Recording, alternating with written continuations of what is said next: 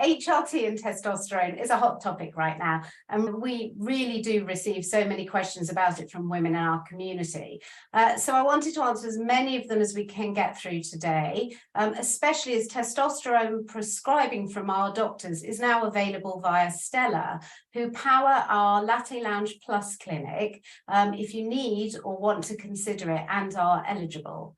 I'm really pleased to be working with Stella to offer you guys this service. For those of you who don't know, the Latte Lounge Plus is our online clinic, which is far more affordable than traditional one-off private specialist appointments and can be accessed from the comfort of your own home. It's also faster than waiting for an appointment with your GP, and it includes the price of your HRT, which is actually sent direct to your home if you're prescribed it. We've received emails from loads of you actually who are really happy with this service, and many of you who have completed the free assessment, and you're often seen actually by doctors within the next day or two. So I've invited today Dr. Rachel Hines, who is a menopause specialist, and she's the clinical director of menopause services at Stella, the online menopause clinic which powers our Latte Lounge Plus. And you may not be able to see her, but she is here, Helen Henderson, who is the clinical operations manager, and she's the pharmacist prescriber at Stella. And Helen is going to pop on at the end if you have any questions more about how it all works, the actual service, and any sort of prescribing questions. So thanks so much for joining me, Rachel and Helen. Thanks, Katie. Thanks for inviting us today. Now, before I start with, I've had a load of questions in from women in our community. I've also got quite a few of my own that I keep getting emails about. But let me just give a little bit more detailed background information about both of you, just so everyone knows who you are and your expertise. Dr. Rachel Hines is an expert in the field of menopause, having completed advanced menopause training with the Faculty of Sexual and Reproductive Healthcare, and she's on the BMS specialist register. She's an experienced GP. She's worked for the NHS for 17 years, and Rachel specialises in women's health. She has diplomas in sexual and reproductive healthcare, gynecology, and child health. And alongside her role at Stella, she works at Claire Mellon and Associates at the Portland Hospital.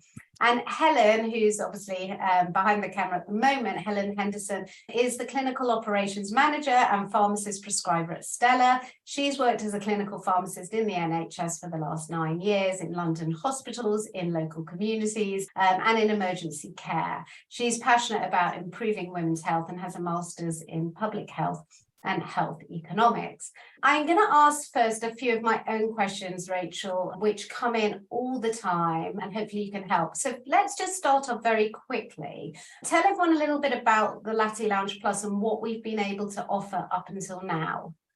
So the Latte Lounge Plus is powered by Stella, and I know lots of your users have used the service already. So the Latte Lounge Plus is an online menopause clinic. You complete an online assessment and then you get personalised health insights and treatment options. And it's a really thorough, safe assessment. So it looks at your family history, your own personal medical history, your medical background, and then your personal preferences as well. HRT needs to be tailored to the individual, so we make sure we take everything into account. And then when you've done the assessment, you can subscribe to Stella, which is £45 a month. And as you said, so this includes your HRT being delivered to you within 5 days.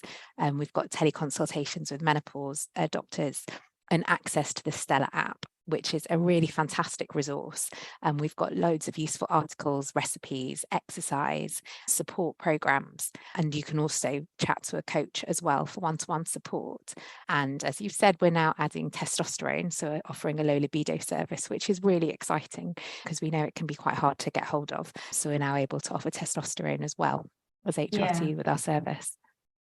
That's good news, but let's look at testosterone, because that's why we're here. Many women and men still don't realise that women even make or need testosterone in their bodies. Yeah. So what would be good is, first of all, to say, where is testosterone made? Is it just in our ovaries, and why do we need it? So it's produced in our adrenal glands as well as our ovaries, and we need androgens, so this type of sex hormone. So it helps the development and also the maintenance of the sexual anatomy and our physiology, so how our bodies work really. And it also influences sexual behaviour in women, so we do need androgens as well. And why do we lose testosterone then? What's the sort of impact of that on us in terms of the symptoms? And also let's have a look at present and long-term health implications of that reduction in testosterone. Yeah, so in the same way that our estrogen levels fluctuate and fall with age, the testosterone, because it's produced in the ovaries as the ovarian function reduces, the testosterone levels fall as well. Symptoms can include, so you can get low libido, it can affect mood, so you can get low mood, loss of energy and headaches. It doesn't present in everyone, and not all women are sensitive to the drop. So you could have low levels of testosterone, but actually it doesn't affect you, and there isn't a correlation. So there isn't a connection between what your levels are and actual what the sort of sexual desire is in women. So it really does vary in terms of how the drop in levels impacts you, and it doesn't affect everybody. And I suppose you can't say numbers. Looking at how many people do struggle with low libido during menopause, Yeah. It's probably quite hard to say, because I think it's one of those taboo subjects where women have perhaps vaginal atrophy, vaginal dryness, Yes. or they lose that kind of desire for sex, but they're too embarrassed to talk to their doctors or their partner. Is it common? Yeah. In your clinic, do you hear a lot about it? A lot. It's about, I think it's quoted, I think 40% of postmenopausal women and probably about 50% of women overall experience low libido in perimenopause and menopause. But exactly as you say, it's so many different things feed into it, particularly if you've got vaginal atrophy, so you've got pain or discomfort or soreness in the vagina, then it becomes painful to have sex, and therefore you start avoiding it, and that can impact libido as well, and also how you feel in yourself. Yeah. So many different things impact, and also what's going on in life and stress and work and sleep and other menopausal symptoms. So there are so many different things that can impact it. Certainly having lower natural levels of testosterone is a big factor, but there are many other things as well that contribute to how you feel, really.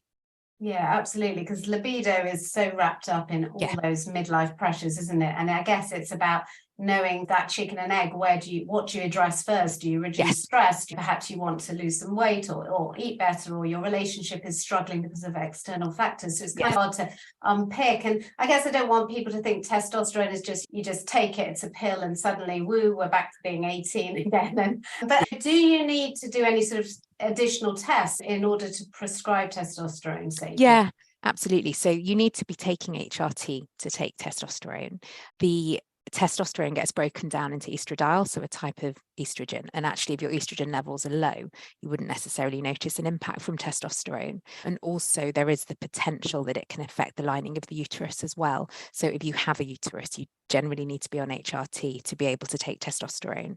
And we check testosterone. to get testosterone, and we check your levels. So that's part of what is always done, but it's what we offer as well. But so we'd need to check the testosterone levels before starting to make sure that it's safe to be able to prescribe. And then the testosterone levels would be monitored as well.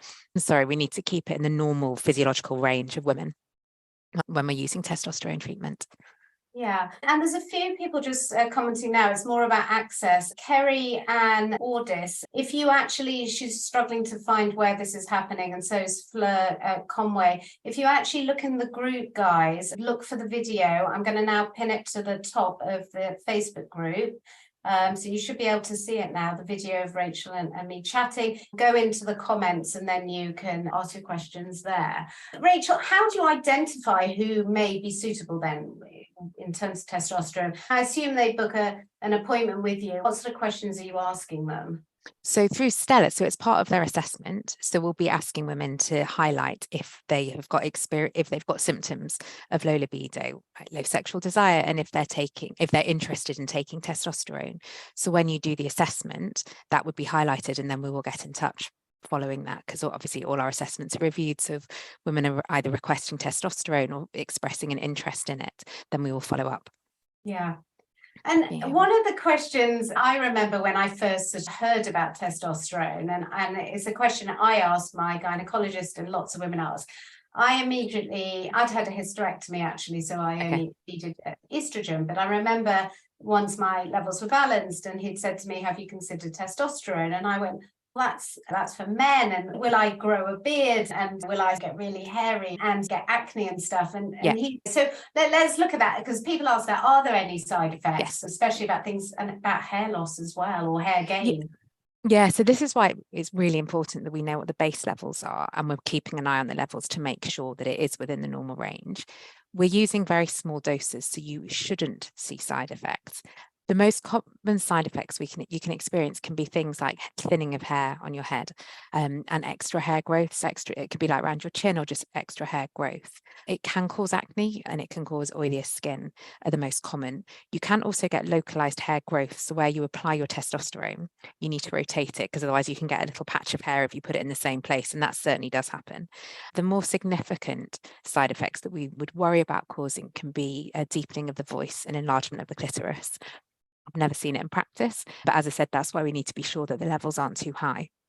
And so therefore it doesn't cause the side effects from it. But in practice, you very rarely see side effects because we are using well monitored and low doses of testosterone. Yeah, and it's funny, isn't it? Because I am very happy to say that I was prescribed it, and I have to say I didn't really notice a massive difference. And then I hear from a lot of women who said it was absolutely everything, and then others who say, well, I didn't notice a massive difference. And I think for me it was my estrogen levels weren't actually right, because now it's so much better than before. How long would, if you're prescribed it, how long would you need to take it for? Does it work and help everyone? And what happens if you don't feel any benefit? Is it worth persevering for a long time, or what, is there a sort of time where you just think it hasn't worked, stop? So yeah, exactly as you say, the estrogen plays a really big role. And actually, a lot of the time women say, yes, I'm really interested in testosterone, but start HRT. And actually the impact of the estrogen can be really beneficial on libido. And also because you're feeling better in yourself and menopausal symptoms go away, and therefore you find that you don't necessarily need testosterone. But some women, if your menopausal other symptoms have gone and you're still having low libido, then we'd start, and if the levels are fine, then you start testosterone. It can take up to 3 months to notice an impact from it. And it does tend to be more towards the 3 months rather than HRT. We always say 3 months. Some women find it could be much sooner, whereas testosterone does seem to be a slower impact from it. Not in everyone, it varies, but generally we say we'd review at 3 months and check your levels. And at 3 months, some women will be feeling much better and their levels are in the right range, and you would continue at that dose. If the levels were low or in the normal range, but you were noticing no impact, you can consider increasing the dose, and then you'd review again in 3 months. But if you'd been on levels within the range we'd expect and on a good dose and you notice no impact, you'd usually stop it after 6 months. So as I said, not everyone is sensitive to what the levels are, and it doesn't always correlate. So you can sometimes have women who've got actually really quite low testosterone levels when you're monitoring them, but feel lots better, and their libido could have improved with the testosterone that they're using. So it isn't a kind of, it really does vary on the individual. So, but usually 6 months with no improvement and good levels, then you'd stop taking if it's not adding any benefit. I think you've probably answered. There's a question in the comments from Alison O'Brien Daniel, who said, how is the dose of testosterone established? So you've really covered that, really. We have starting doses. So you start everyone on the same dose, and then it would be tailored. So it would be tailored depending on if we were to alter it. So it depends on what product you're using. So there is no licensed testosterone for women in the UK. So we use an Australian product called Androfem. If you are using Androfem, that's 0.5 mils a day. And otherwise we use testosterone that's made for men, but we use it in much smaller doses. And then that depends on what the dose of that is. So there are sachets that you use 1/8 a day or 1 pump twice a week. It depends on what you're using, but we have the same starting dose, and then it will be tailored according to how you are and what your levels are showing. Yeah. On that note, so 2 questions. Firstly, can you get testosterone on the NHS? And also, let's look at what types of testosterone are available, if you can, on the NHS and also privately, and what the difference is, and also why it's so hard to actually get hold of it. From the point of view of what's available on the NHS, you can only get the products for men, but we use them in much smaller quantities. So we use something called Testigel, and you use 1/8 a day, 1/8 of a sachet per day. So you make 1 sachet last 8 days, whereas men would be using 1, 2, or 3 a day. So it's a much smaller dose. There's a gel called Tosteran, which would be one pump twice a week to start, and another one called Testim. And again, you make it last for 10 days. So you can see the sort of ratio compared to what men are using. The difficulty with getting it in the NHS, there are different reasons. It's relatively new in terms of it being used, and usually you would expect most people would have done some additional menopause training to start prescribing it. So I think part of it is just familiarity in terms of prescribing testosterone as well as HRT, but some areas you can't prescribe it. So GPs just can't prescribe it. It's not on the formularies, and it really does vary borough to borough. I'm in North London, and it really does vary depending on what your GP is actually able to prescribe. So it could be that they're happy to do it, but they can't because they're not allowed, and in which case you'd be sent to a hospital menopause clinic to be able to get the testosterone from there. In terms of what we offer, we have the options that are issued for men, but we tailor them to you. And we also have Androfem as well, so the Australian cream, and that's licensed for women. So we have all options are available for use, and it just depends on what you prefer, basically. Yeah. And so what happens if you're already taking HRT for your other symptoms? Yes. And perhaps you take testosterone as well, but you are still struggling with what we talked about before, vaginal dryness, atrophy, or painful sex, or even things like UTI, that kind of thing. Is there anything else that you would consider prescribing alongside that? So treating vaginal atrophy is so important. So you have, it's called genitourinary syndrome of menopause, and it can affect all of the genital system. And it's really important to treat that usually before you'd start testosterone, because if you've got lots of vaginal dryness and it's very sore to have sex, we'd want to be treating that so that your libido doesn't improve, and then it's still painful to have sex. So you want to be treating it alongside. So using vaginal estrogens, making sure using good vulval skincare as well. So using moisturizers to wash with as well as you applying as a moisturizer. Using a lubricant when you do have intercourse so that it's not uncomfortable is important as well. As well as vaginal estrogens, there's another product called Intrarosa, which is it's called a DHEA, which is like a precursor to testosterone, which we have too as an option. So there are lots of different ways, but that does need to be treated as well. So often I'll see women who are taking HRT, really well-controlled symptoms, but the vaginal symptoms haven't been addressed. So you need to treat that as well. So it may be that you'd have HRT and vaginal estrogen and testosterone. So it's a combination. Yeah. And can we replace our testosterone in other ways, in terms of things like lifestyle supplements, psychological counselling? Because you also mentioned that we do make some of it, although we make some of it in the ovaries, it's in the adrenal glands. So do we lose it in the adrenal glands as well, or is there just very little there and most of it's in the ovaries? So the levels will fall but with time in terms of the balance. So you are still producing some, but obviously the level is less. Lifestyle is important. I guess in terms of helping with libido. So exercise is really helpful because a mixture of cardio and strength, but it helps with your mood primarily, which can be helpful with libido and also with sleep. And it can help improve your energy levels and sort of sense of general well-being with that. Eating healthily, not drinking too much, because that could certainly impact on libido as well.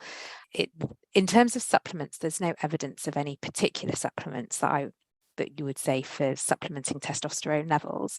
If that's the kind of approach you like to take, then obviously you can speak to health food shops and they can advise, but there's no evidence that any particular supplement will be helping. Psychosexual counselling can be incredibly helpful, and having psychosexual therapy. And something else that's helpful is also pelvic floor physiotherapy, so women's health physio that's targeting, because it could be if you're having painful sex, that's impacting the libido and how you're functioning. So pelvic floor physio is a really helpful addition as well to think about, particularly if it's painful. So, so there's lots. It's a holistic approach. It's a balance. And that's why it's so good to have these kind of personalized one-to-one consultations within the Latte Lounge Plus. Before I ask you, I've got half a dozen questions from other questions from our members. Anyone that may be interested, because a few people have asked me about the cost. So how much does it cost via the Latte Lounge Plus to have it prescribed, but also for a consultation? Yeah, so it's £135 a quarter, and that includes the consultation So you do the online assessment, it will include the consultation and the HRT being posted to you, access to the app, which I should have mentioned also, we've got a fantastic plan to help with low libido, which runs over 4 weeks and can help support. And there's all the access, all the information within the app, so articles and everything else with that.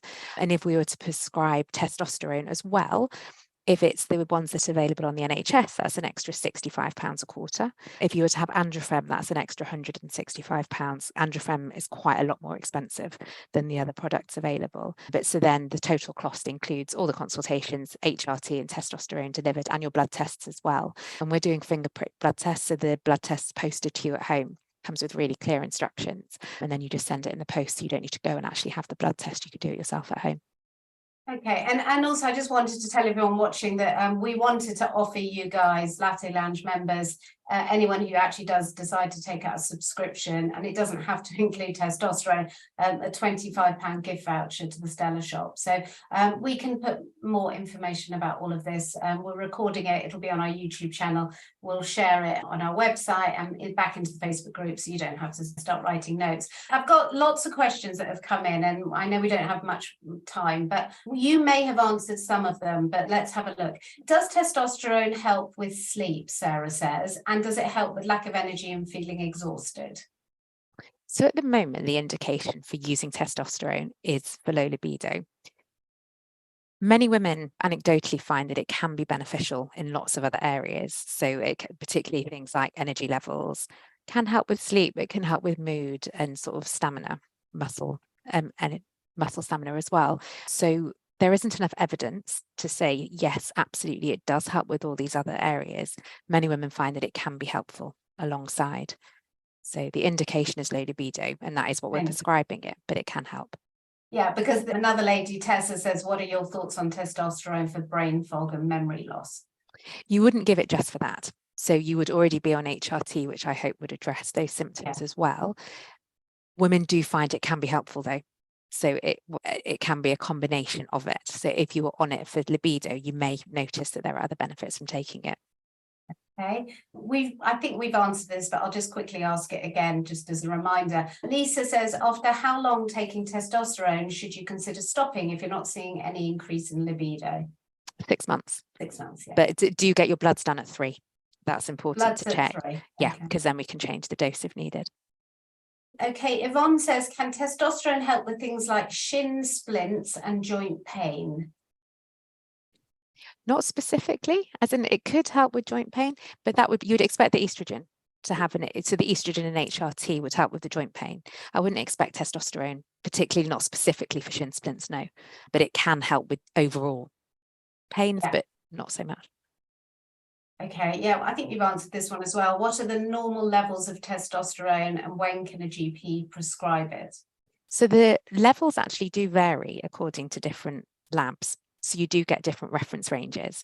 So it will be wherever it's tested locally. The lab that we're using is 0.29 to 1.67, but it just varies from lab to lab. It is helpful to have it tested in the same lab so that you're working with the same range. If GPs are happy to prescribe it, they do have access to be able to check testosterone levels. Okay.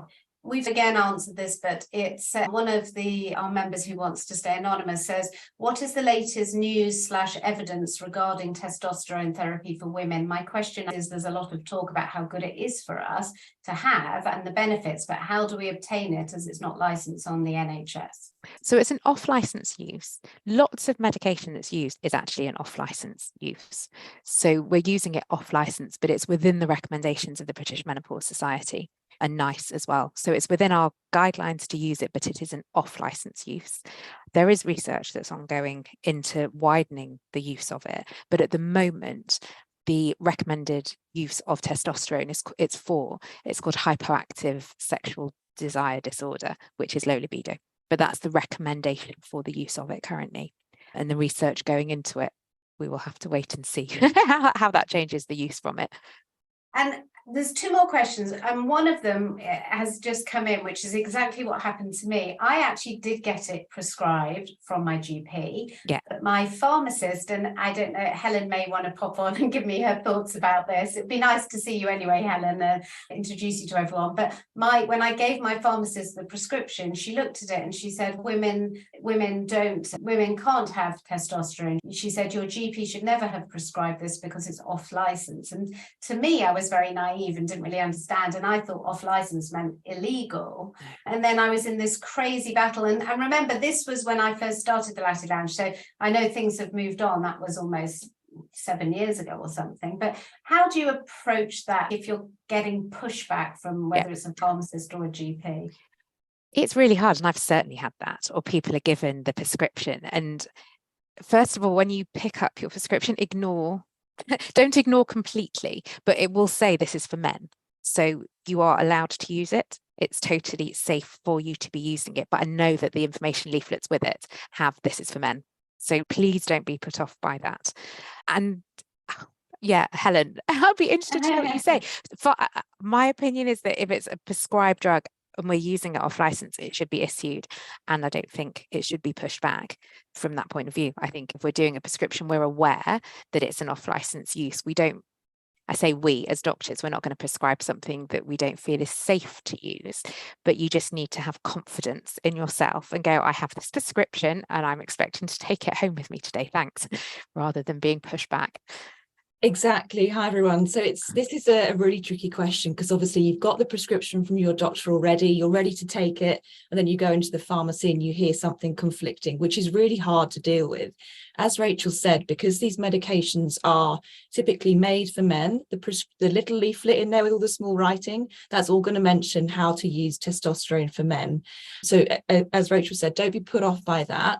We do have a lot of articles on the Stella website that talk about testosterone, that are written by one of our women's health doctors, and that's got loads of information on there about this part, about it being off license, and also how to use it. So there's tons of information there that we can help direct you to. And we do have a sort of care coordinator service. We have our doctors here as well. So if you are prescribed testosterone through Stella, you can always contact us, you can email us or give us a call, and we can help answer those questions for you. And also we'll be posting it to you, so you don't need to worry about the battle in the pharmacy, because it will come straight to you at home. So still don't be put off by the mail information leaflet in it, because that will still be there, but it will just get delivered to your home rather than having the awkwardness with going, it's for men. It's crazy, isn't it? We've been campaigning now for so many years to change everything from sending symptom checklists to updating leaflets. And it is very frustrating how women's health is just not taken perhaps as seriously as it should, although things are starting to move in the right direction. So yes. I think, as you said, feel empowered. It's important that the more information, and when you watch things like this, the more confident you'll feel to basically go and ask for what is rightfully yours. I've got one more question that was sent in advance, and then I'm going to just very quickly check in the Facebook group. This is an interesting one. This lady wants to stay anonymous. Are there specific underlying conditions, i.e. testosterone deficiency in neurodivergent people, unexplained fatigue, for example, where the addition of testosterone to HRT would be a game changer? It's really tricky. I think if there's unexplained fatigue, that needs to be investigated. So you'd want to be doing bloods, including things like your thyroid, checking vitamin D, checking for diabetes. There's so many things that can cause unexplained fatigue, and you'd absolutely be wanting to explore into that to see if there could be a different reason for it. You wouldn't start testosterone just for unexplained fatigue. It's just, you wouldn't use it alone. If you are on HRT, it is really hard to know. If you had testosterone deficiency, it's more likely you'd be managed by an endocrinologist, and whether they would consider it for treatment alongside it. It might be part of treatment from that perspective. But from my point of view, I wouldn't be starting it for unexplained fatigue alone, because I'd want to be sure that there's nothing else that could be causing it. And lifestyle, I know we keep saying lifestyle really does play a big role and can have quite a big impact as well. But obviously when people have complex medical histories and so many different things that feed into it, so it's not one answer to everything, unfortunately.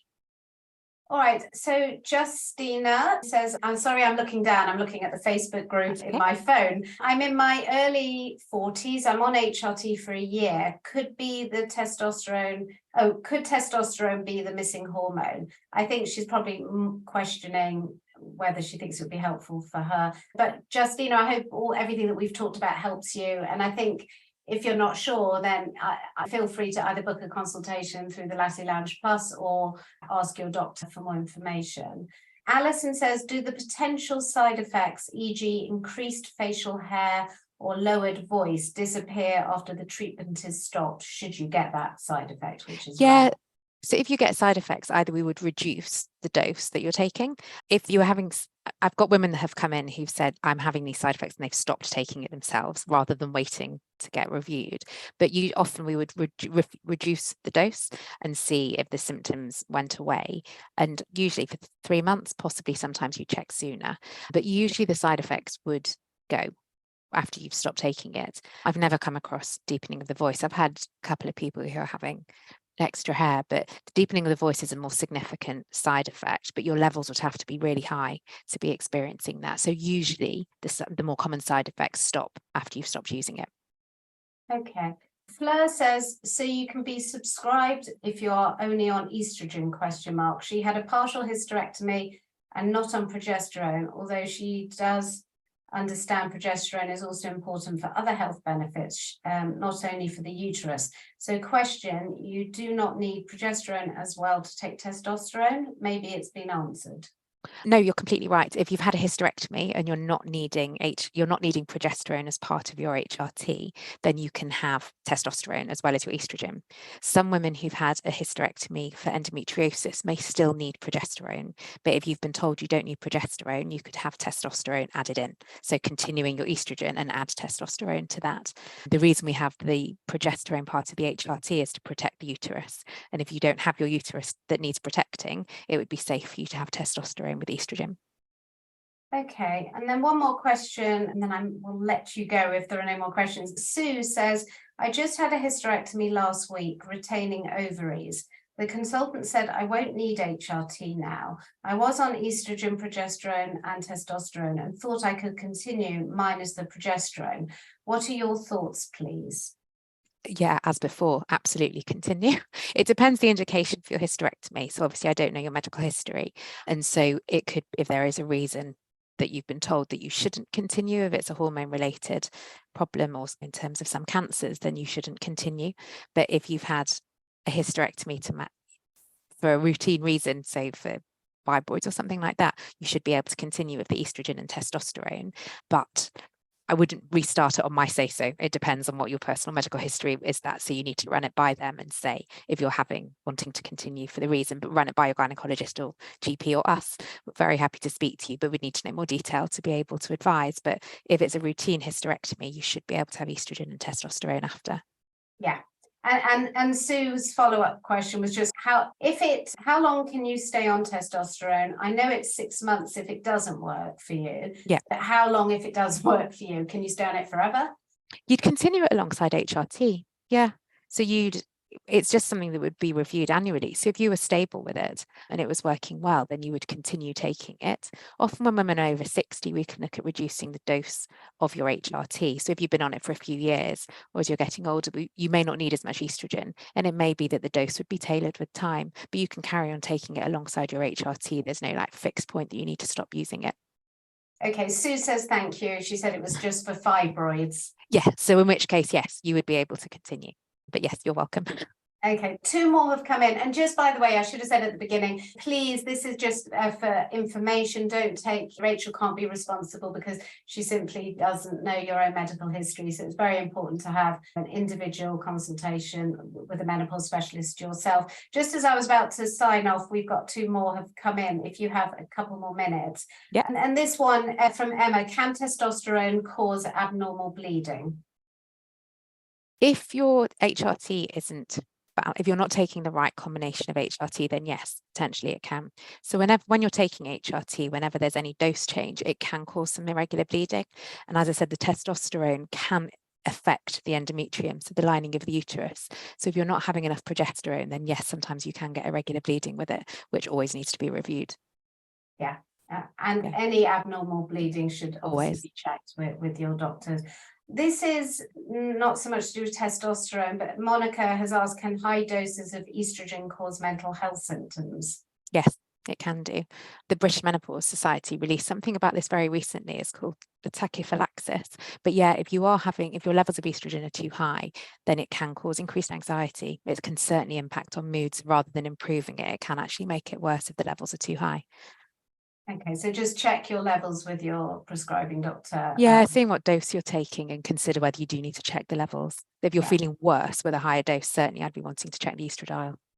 Sure. Okay, last one from Yvette. Can testosterone help with muscle, i.e. can it help avoid damaging, pulling them quicker than pre-menopause? So the most important thing is in terms of doing strength training to help maintain your muscle bulk and the strength of the muscle. I don't know if I could say specifically that adding testosterone would prevent injury, but that's more just general strength and help us. So as in the menopause, we lose muscle mass, and as particularly post-menopause, you do get some loss of muscle. So if you're training regularly, then you should be it will help maintain your muscle strength. Taking testosterone specifically, we wouldn't give it for that purpose. So I can't necessarily advise if it would prevent injury and damage, but that's just general taking care. And I think, look, strength training is really important for all of us. Doesn't matter if you're on HRT or not, we should all be doing it. And actually, for those of you who are watching, please do watch the Midlife Festival. The 2023 one starts in just under a week, and the last 2 years we've had some amazing interviews on literally everything from strength training to nutrition to all your questions about HRT. Please get your free tickets at themidlifefestival.com. So Sue says, thank you both for a very interesting and informative session. Much appreciated. You're welcome. Monica has said her levels are 600 mgs. Monica, I would just go back and check with your prescribing doctor and get your estrogen levels checked.